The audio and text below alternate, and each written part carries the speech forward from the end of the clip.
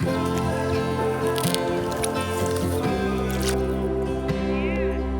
days வந்து 4 days ஹாலிடேஸ்க்கு வந்திருக்கேன். இப்போ தான் வண்டி ஓட்டி பழகிறேன். நான் ஒரு டைம் முன்னாடி ஓட்டி ரயில் பார்க்குறதுக்காக எங்கள் அம்மா வண்டியில் வச்சு கூட்டிகிட்டு போனேன்.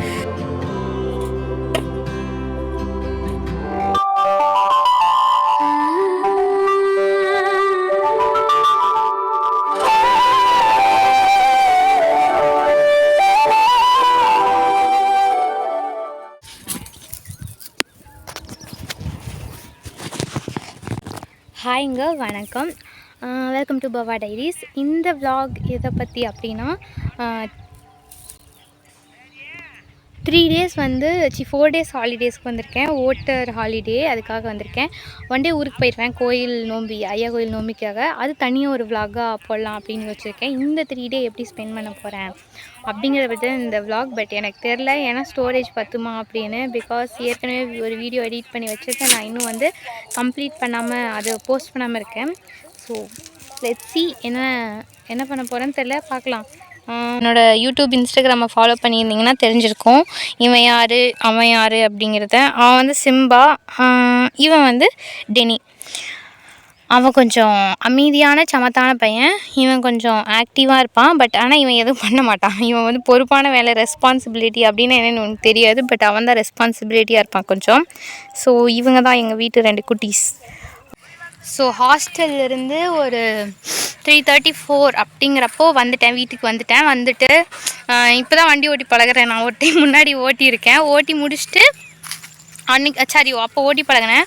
அதுக்கப்புறம் ஓட்டவே இல்லை. கொஞ்சம் வந்து அந்த என்ன சொல்லுவாங்க, அந்த ஒரு அப்படி போயிட்டுருப்போம்ல ஒரு வண்டியில். அப்புறம் கொஞ்ச நாள் நின்றுச்சுன்னா அது விட்டு போயிடும்ல, அது மாதிரி எனக்கு வந்து கொஞ்சம் விட்டு போயிடுச்சு. அப்புறம் சும்மா நானே தனியாக ஒரு ரவுண்டு வண்டியில் போயிட்டு வந்துட்டு அதுக்கப்புறம் இந்த வாரம் வந்து கோயிலுக்கு போகிறேன்னு சொன்னல. அப்போ நான் எங்கள் அம்மா வச்சு வண்டியில் ஓட்டிகிட்டு போனேன். எங்கள் அம்மா நம்பவே மாட்டேன்ட்டாங்க.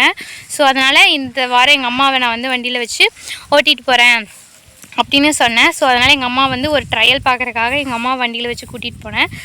பக்கத்தில் கொஞ்சம் ஒரு கடை வரைக்கும் கூட்டிகிட்டு போயிட்டு வந்துட்டேன். ஸோ இன்றைக்கி நாள் இப்படி தான் போச்சு. அதுக்கப்புறம் கொஞ்சம் நேரம் மாடு மேய்ச்சிட்டு எங்கள் அப்பாவுக்கு ஹெல்ப் பண்ணிவிட்டு. Good morning. This is day 1 of my holiday. இன்றைக்கி தான் இருந்து day 1.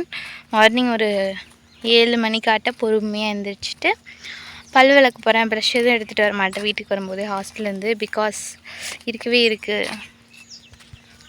வேப்ப மரம். அதனால் அதில் போய் வேப்பங்குச்சி பொறிச்சு நல்லா பல் தேய்ச்சிட்டு அப்புறம் ஏதாவது பிரேக்ஃபாஸ்ட் சாப்பிட்டு ஏதாவது வேலை செய்ய சொன்னால் செய்வேன். இல்லைன்னா உட்காந்து ரெக்கார்டு எழுதுறது இருக்குது. ஸோ ரெக்கார்டு எழுதுவேன்.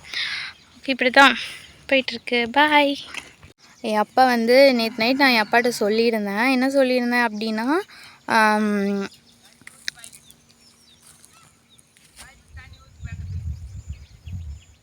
பைப்புக்கா தண்ணி கட்டுறதுக்காக பைப்புக்கு தண்ணி ஊற்ற சொல்கிறாங்க.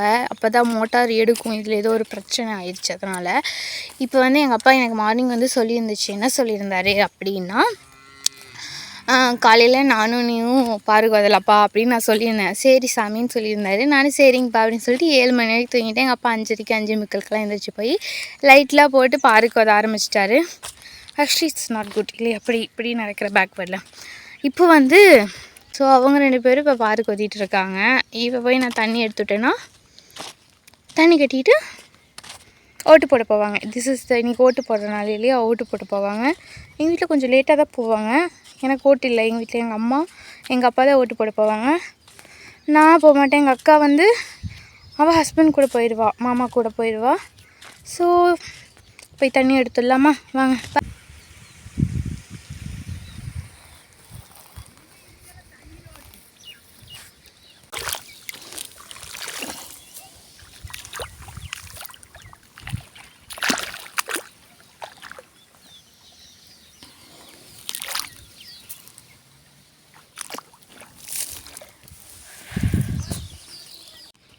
தண்ணி கட்டலாமா?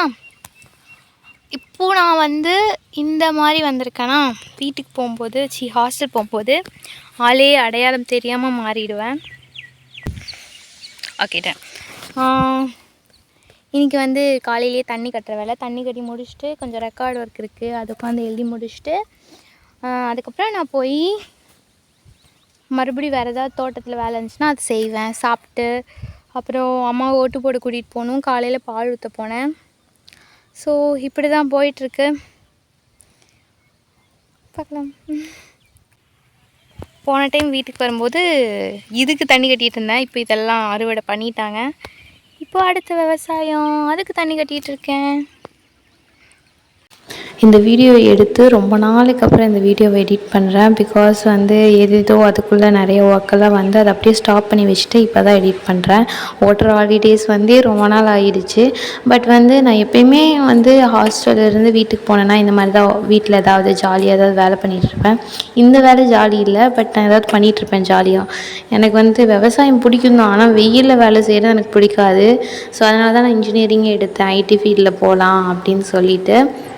விவசாயத்தை பற்றி சொல்லணுன்னா ஆக்சுவலி இட்ஸ் குட். வெளியே இருந்து பார்க்குறப்ப மட்டும்தான். உள்ளே வந்து பார்த்தா அதில் போடுற காசும் தெரியாது, வெளியே வர காசும் தெரியாது. நிறையா நட்டம் தான் ஆகும் லாபத்தை விட. மோஸ்ட்டாக 1-2 விஷயத்தில் தான் வந்துட்டு நம்ம லாபமே பார்க்க முடியும். ஸோ அதனால் எனக்கு அவ்வளோவா விவசாயம் பிடிக்கும். பட் ஆனால் அது செய்கிறதுல எனக்கு இன்ட்ரெஸ்ட் இல்லை.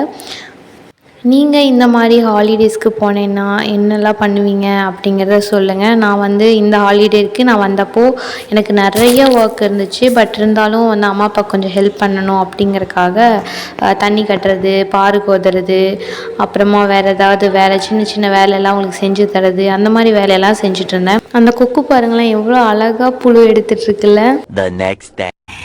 இந்த டைம் நான் வீட்டுக்கு வரப்போ சோளம் தான் விதைச்சிருந்தாங்க. போன டைம் வந்தப்போ புகைத்தலை அப்படின்னு சொல்லுவாங்கள்ல, அது போட்டிருந்தாங்க. அது எடுத்துட்டாங்க இப்போ அறுவடை பண்ணி.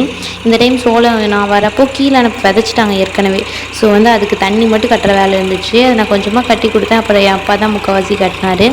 அதுக்கப்புறம் மேலனுப்புக்கு வந்துட்டு மறுபடியும் இன்னும் கொஞ்சம் சோளம் விதைக்கலாம், மழை வர மாதிரி இருக்குது அப்படின்னு சொல்லிட்டு சோளம் விதைக்கிறதுக்கெல்லாம் ரெடி பண்ணிகிட்டு இருந்தாங்க. இதுதான் எங்கள் அப்பா. இவர் என்ன பண்ணிகிட்ருக்காரு அப்படின்னா, அந்த எவ்வளோ அகலத்துக்கு ஒரு வாட்டி பாரு ஓதணுமோ அதுக்கு வந்து அளவெடுத்து ஆப்போசிட்டில் நின்னா ஒலை ஓட்டுறவங்க வந்து அது டைரெக்டாக அந்த இதை பார்த்து ஓட்டிகிட்டு வரப்போ நமக்கு கரெக்டாக அந்த அளவு வரும் பாருக்கு. ஒரு பாருக்கு இவ்வளோ அளவுன்னு வச்சு ஓட்டுவாங்க. இது ஓட்டிகிட்டு இருக்கிறது வந்து எங்கள் மனோஜனா தான். பிகாஸ் இது வந்து எங்கள் அக்காவோட ஹஸ்பண்ட். ஸோ இவங்க தான் எப்போவுமே ஓட்டுவாங்க. அண்டு இப்படி தான் நான் வந்து காலேஜ்லேருந்து ஹாஸ்டல்லேருந்து வீட்டுக்கு வந்தேன்னா என்னோடய டே இப்படி தான் போகும். என்னோடய day in my life, simple day in my life தான் இது. இங்கேருந்து பார்க்க இந்த வியூ பாயிண்ட் அழகாக இருக்குல்ல. ஓகேங்க, பாய். இதே மாதிரி இன்னொரு வீடியோவில் பார்க்கலாம். மறக்காமல் சப்ஸ்கிரைப் பண்ணிடுங்க. டாட்டா.